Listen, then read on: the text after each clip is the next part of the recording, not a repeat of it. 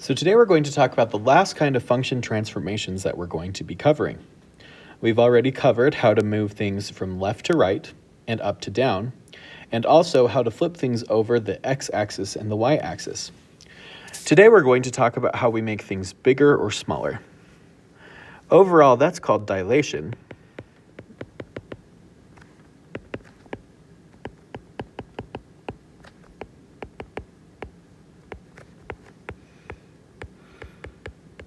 However, that's a word that we're probably not going to use much.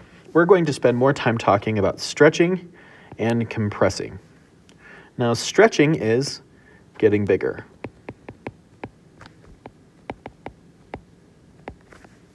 And compressing is getting smaller. A very important distinction that we have to make in this is that we are specifically talking about vertical stretching and vertical compressing, which means we're getting bigger or smaller in the y direction.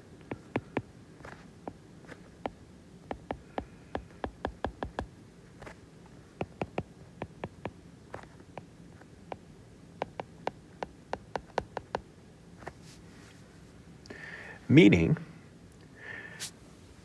while we could go wider with our functions and move in the x direction, that's a different operation that we're not going to cover in this class.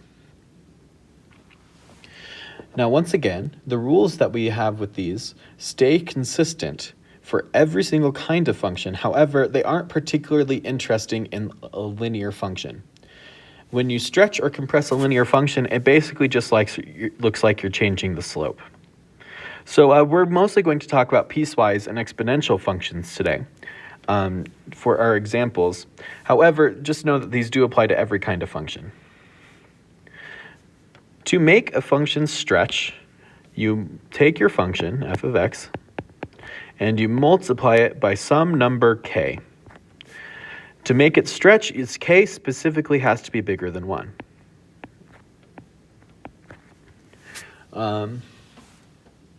Think about multiplying by a smaller number, then it's going to get smaller. Similarly, for us to compress a function, k has to be smaller than 1. Over to the left, I've drawn a piecewise function that has these critical points where it changes. -4, -2, -2, 2, 0, -1, 1, 4, 2, -1. If I wanted to stretch a function, I would multiply the f of x column by whatever number I wanted to stretch by. Same thing goes with compressions. There's one other very important factor that we have yet to cover that has very little to do with math, but has everything to do with how we talk about these things. If I want to talk about a stretch or a compression, we have to use a very specific phrase. We would say that a function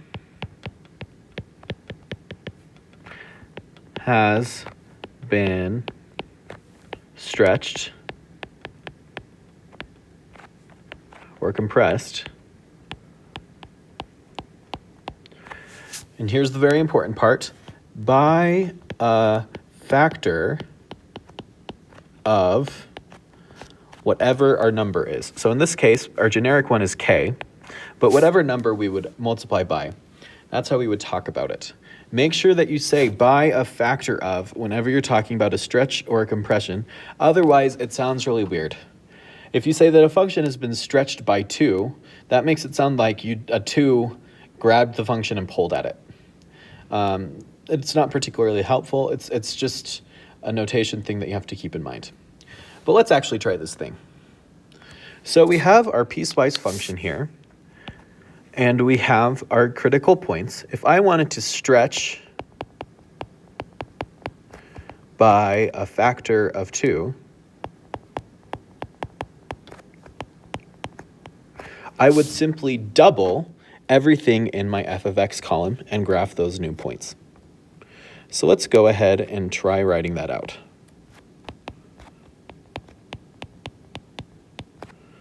we end up with -4, -2, 0, 1, 2. Our x column stays the same. But let's go ahead and just double each of those numbers. So we end up with -4, 4, -2, 8, and -2. Now let's go ahead and graph this. I'm going to graph it on the same plot so you can see that what's happening to the points. 8's all the way up there, and -2 is right there. So we can connect the dots.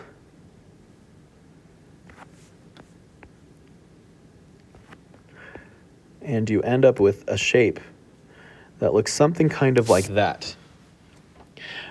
One thing I do want to point out really quick is that not only did we stretch in the positive y direction, we also stretched in the negative y direction. So look at these points here. We went from -2 to -4 in the y direction, so it's pulling both ways. That is something I've seen students do where they stretch in the positive direction, but then they forget about stretching in the negative direction as well. That's just an important thing to keep in mind when you're doing this. It also works the exact same way to do a compression. I'm going to do a compression by a factor of 1/2. I'm going to do it in red. Compression by a factor of 1/2. They function almost identically, but instead of doubling the numbers like we did for when we were stretching, we're going to take the numbers and divide by 2, or multiply by 1/2. So we get our x values stay the same, and we multiply these numbers by 1/2. So that's going to be a -1, 1, 1/2, 2, and -1/2. Forgot the negative on the 0, but I've got it there now. So let's go ahead and plot those points. We'll do it on the same graph so you can really see what's happening. Connect them together.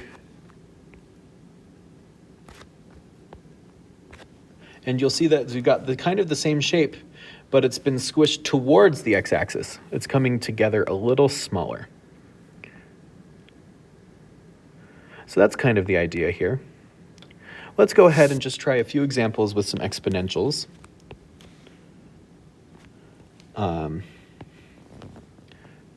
I'm going to go ahead and use 1/2 to the x.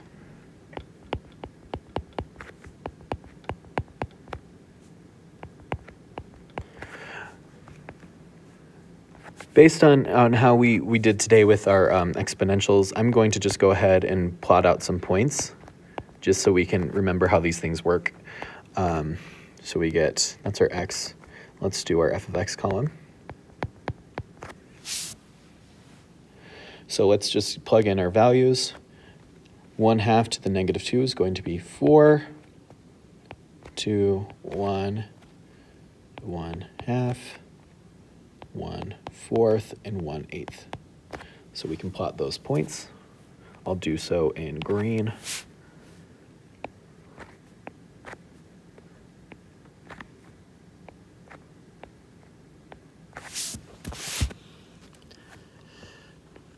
Connect those dots together. We end up with our decaying exponential that looks something like that. Now imagine that we wanted to take this and let's stretch it by a factor of 3. So stretched by a factor of 3. Let's pick a different color to do that in. Let's do it in blue. Okay, so we get x and f of x. But specifically, we're taking our f of x and multiplying it by 3. So let's rewrite that. So it's going to be 3 times f of x. So we can go ahead and just keep our same x values and multiply our y values that we've already figured out, or f of x values, by 3. So that'll be 12 then 6, 3, 3/2, 3/4, 3/8. So we have to go from here at 4 up to 12, which is right about there. And then we have 6, and then 3. 3/2 is in between 1 and 2. 3/4 is just smaller. So on and so forth. We can connect those dots together to make our function to look something like that. Now I want to point out something really quick. Look at, I'm going to do that in a different color. Look at our y values, our y-intercepts. Notice we went from an intercept of 1 to an intercept of 3. A very important part of stretching or compressing a function is to figure out which numbers compare to each other and make sure that you can highlight that 2 of the values are indeed changing. So in this case, x equals 0 stayed the same, but we went from y equaling 1 to y equaling 3. Keep that kind of thing in mind. Just for good measure, we're going to go ahead and do another example, and we're going to do, I want to do a compression.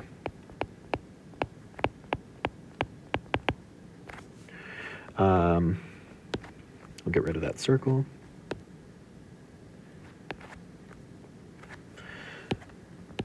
Let's compress by a factor of 1/4. So we can go ahead, we'll make our little chart. We get x and f of x. Specifically, we're going to take f of x and multiply it by 1/4. And we can write out our x values. Those don't change.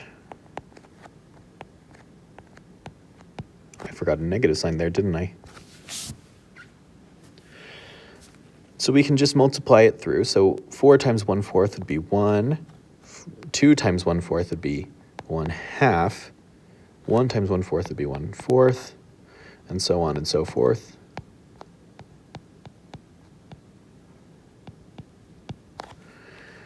So you'll notice that these values are going way down. 1/4 is like right there.